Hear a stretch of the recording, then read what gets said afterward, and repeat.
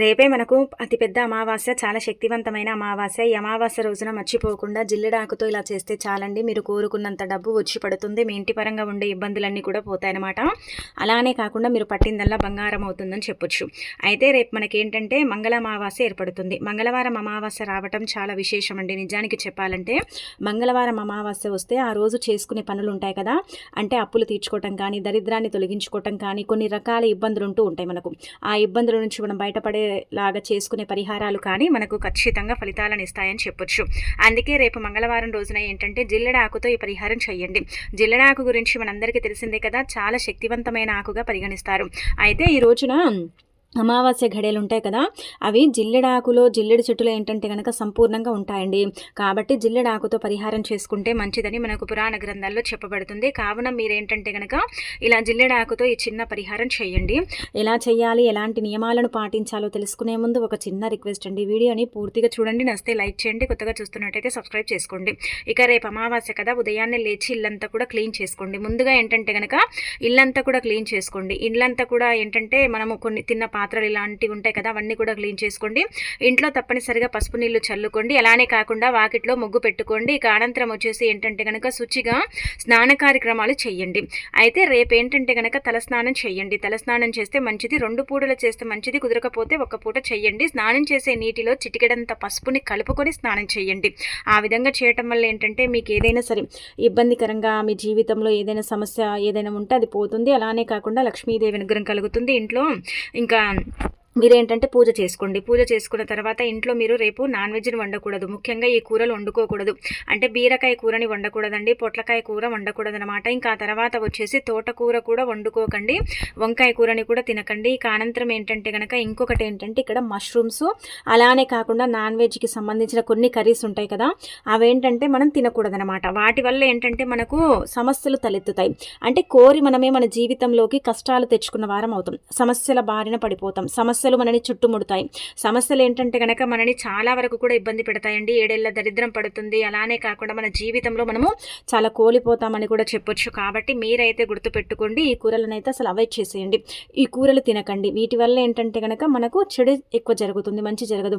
అంటే మరి ఏం కూరలు తినాలండి అంటే కనుక ఎర్రపప్పు కూడా తినకూడదు. ఇంకా అలానే కాకుండా ఇంకొకటి ఏంటంటే కనుక నార్మల్గా కందిపప్పు, పెసరపప్పు ఇలాంటివి తినొచ్చు. అలానే కాకుండా దొండకాయ, బెండకాయ కూడా తినొచ్చండి. వీటి వల్ల కూడా ఏమి ఇబ్బంది ఉండదు. కాకపోతే ఇవేంటంటే కనుక తినకూడదని మనకు శాస్త్రాల్లో చెప్పబడుతుంది. కాబట్టి వీటిని అవాయిడ్ చేసేయండి, సరిపోతుంది.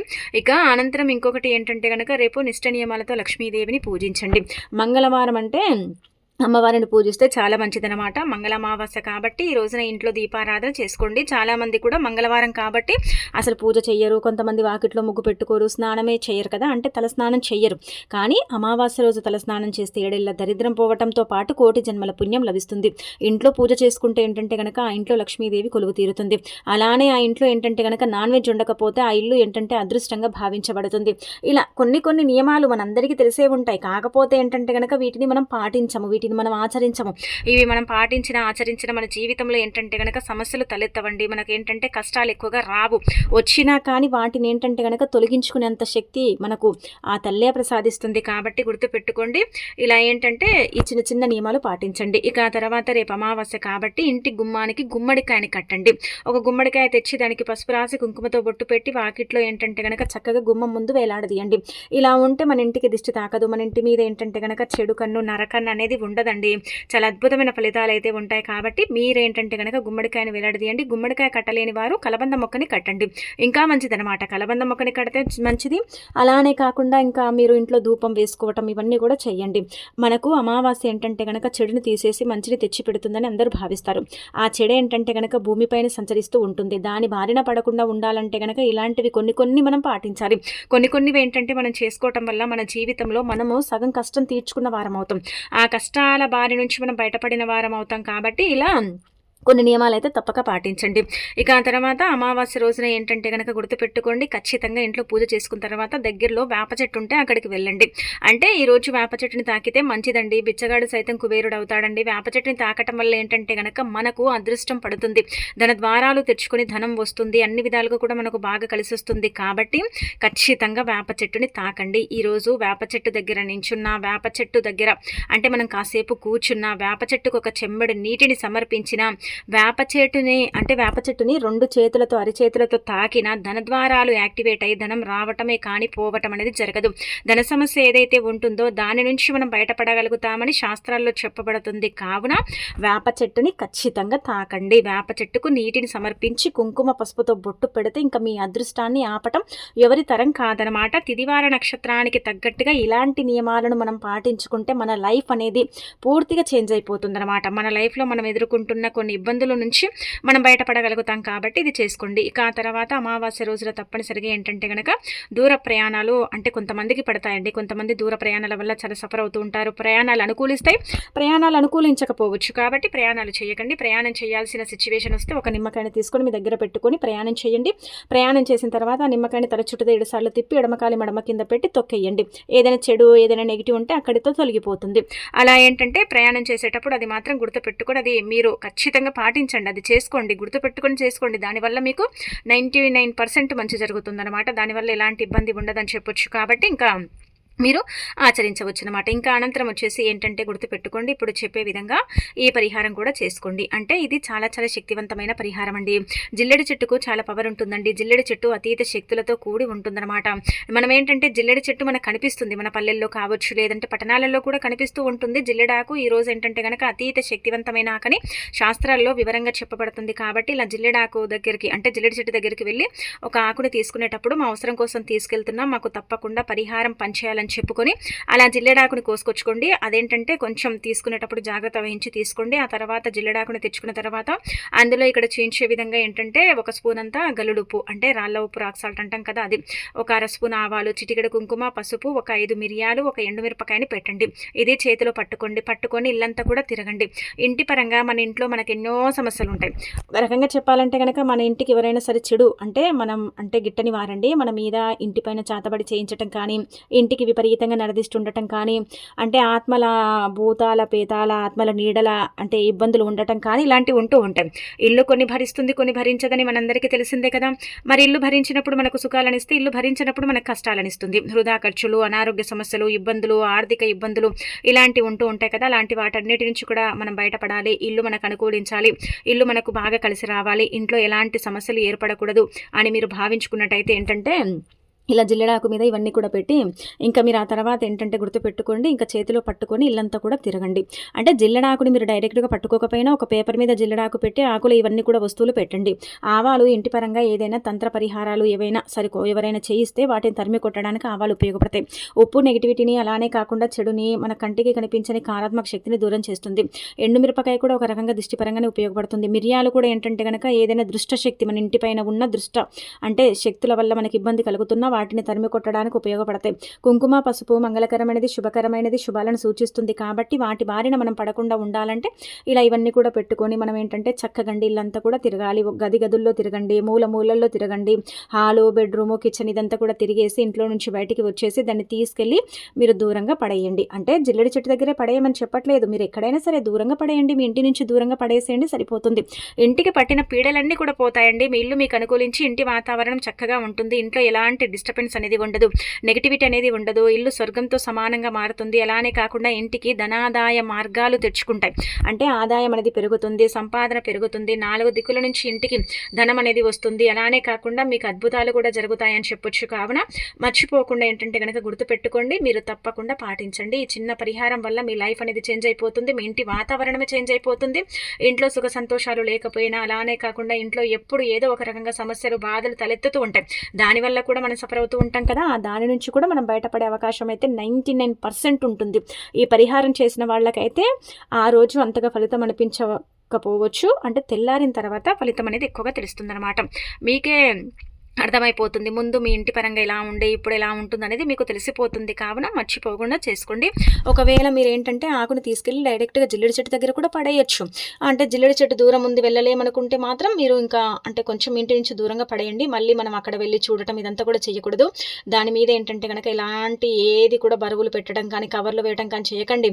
మనం ఎలాగో ఏంటంటే కనుక పేపర్లో పెట్టుకుని ఆకు మీద పెట్టి తీసుకెళ్ళి పడేస్తాం కాబట్టి అద్భుతాలు జరుగుతాయండి. పరిహారం అయితే మంగళవారం అమావాస్య సాయంత్రం చేసుకున్నా మంచిదే, ఉదయం చేసినా మంచిదే. మీరు ఎలా చేసుకున్నా కానీ ఫలితాలు రావటం మీరే మీ కళ్ళతో గమనించగలుగుతారని చెప్పొచ్చు. కాబట్టి మర్చిపోకుండా పాటించండి, మర్చిపోకుండా ఆచరించండి. అమావాస్యకు చాలా పవర్ ఉంటుంది. అలానే ఈ పరిహారం కూడా చాలా శక్తివంతమైనది. దీనివల్ల మనకు మంచి జరుగుతుంది. మనం ఏంటంటే అద్భుతాలను చూడగలుగుతామని చెప్పొచ్చు. కాబట్టి ఇంకా పాటించేసి రిజల్ట్ అనేది పొందండి. ఇంకా ఆ తర్వాత ఏంటంటే కనుక ఆ తర్వాత మీ ఇంటి పసుపు డబ్బాలో తప్పకుండా ఈ వస్తువుని పెట్టండి. మన ఇంటి వంటగదిలో ఉండే పసుపు డబ్బాలో 2 యాలకులు అమావాస్య తిథి రోజున పెట్టుకుంటే మంచిదనమాట. అయితే చాలా మందికి సందేహం ఉండొచ్చండి, యాలకులే ఎందుకు పెట్టాలండి అంటే, యాలకులు ధనాన్ని ఆకర్షిస్తాయండి. వాస్తవానికి చెప్పాలంటే లక్ష్మీదేవి రూపంగా యాలకులు భావించబడతాయి అనమాట. అంటే ఆ తల్లికి చాలా ప్రీతి యాలకులు అనమాట. సుగంధ ద్రవ్యాల్లో ఒకటిగా యాలకులు చెప్పబడతాయి. యాలకుల మాలను కూడా అమ్మవారికి సమర్పిస్తాం. యాలకులు అంటే లక్ష్మీదేవికి చాలా ఇష్టం. కాబట్టి 2 యాలకులు, ఎక్కువగా కూడా మనకు అవసరం లేదు, మన ఇంట్లోనే ఉంటాయి. మనం బయట నుంచి కూడా వెళ్ళి తెచ్చుకోవాల్సిన అవసరం లేదు.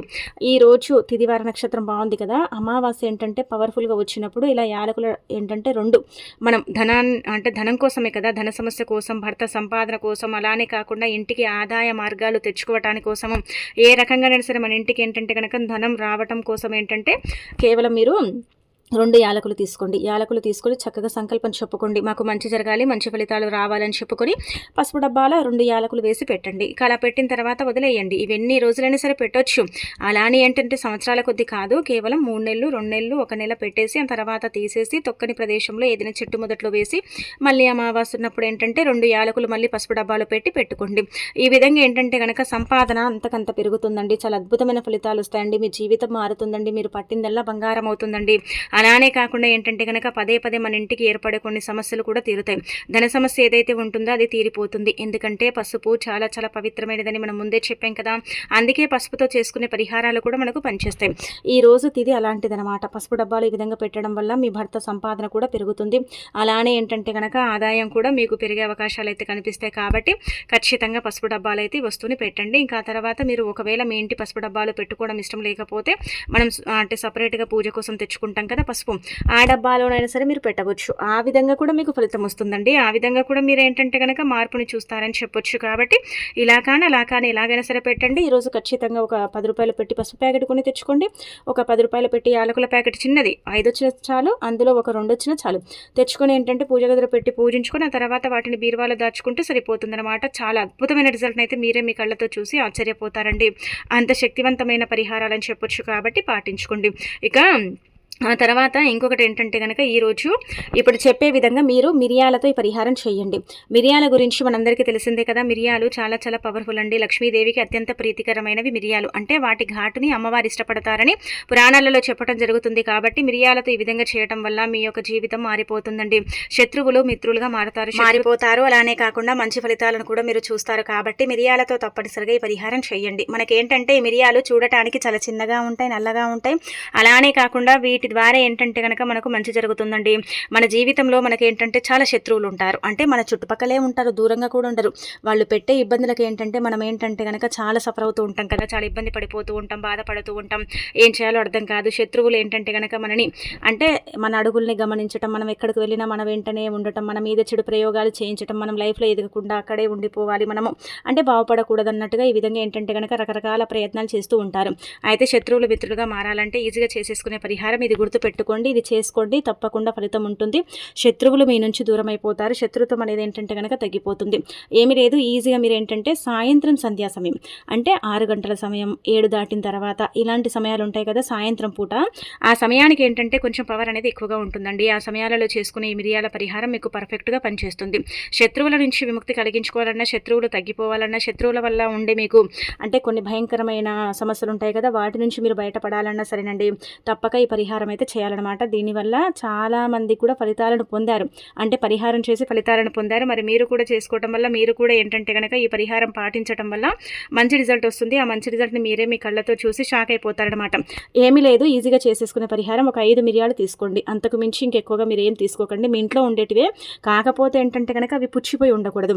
అంటే చిన్న చిన్న రంధ్రాలు ఇలా ఉంటాయి కదా, అలా లేకుండా చూసుకోండి. కొంచెం బాగుండేలాగా చూసుకోండి. పరిహారం చేసేటప్పుడు చిన్న డ్యామేజ్ ఉన్నా అది పెద్దగా ఫలితాన్ని ఇవ్వదనమాట. అక్కడే మనం చేసేదంతా కూడా వేస్ట్ అయిపోతుంది. ఇది గుర్తుపెట్టుకోండి.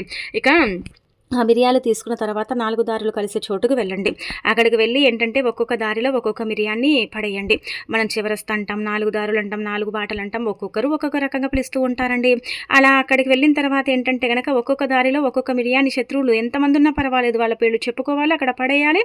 ఇంకా మిగిలింది ఇంకొకటి ఉంటుంది కదా మిరియము, ఆ మిరియాన్ని మీ తలపై నుంచి ఆకాశం వైపుకు విసిరేసి మీరు ఇంకా ఇంటికి వెళ్ళిపోయి కాళ్ళు చేతులు శుభ్రం చేసుకోండి. ఖచ్చితంగా ఈ మిరియాల అంటే పరిహారం ఉంది కదా, దీనివల్ల ఏంటంటే గనక మీకు మంచి జరిగి మంచి ఫలితాలు వస్తాయండి. శత్రువులు తగ్గిపోతారు, మెల్లిమెల్లిగా తగ్గుతారు. ఈ రోజు చేయండి, రేపే మిత్రులుగా మారి మీ కాళ్ళ దగ్గరకు వస్తారని కాదు, మెల్లిమెల్లిగా తగ్గిపోతారు. మెల్లిమెల్లిగా ఏంటంటే కనుక మీరు ఈ శత్రువుల నుంచి విముక్తి కలిగించుకోగలుగుతారు. శత్రుత్వం అనేది ఏంటంటే కనుక 90%, 99% తగ్గే అవకాశం అయితే ఉంటుంది. అమావాస్యకు అంతటి శక్తి ఉంటుంది కాబట్టి అమావాస్య రోజున పరిపూర్ణ నమ్మకంతో చేసుకొని చక్కగా ఫలితం అనేది పొందండి. మీ జీవితాన్ని మార్చుకోండి. అలానే కాకుండా శత్రువులు మిత్రులుగా ఏంటంటే కనుక ఇంకా మీరు మార్చుకునే అవకాశం ఉంటుంది. శత్రువులు తగ్గిపోవటం అనేది జరుగుతుంది. మీరే మీ కళ్ళతో చూస్తారు, కానీ మెల్లిమెల్లిగా ఫలితం వస్తుందన్నమాట అండి. ఇంకా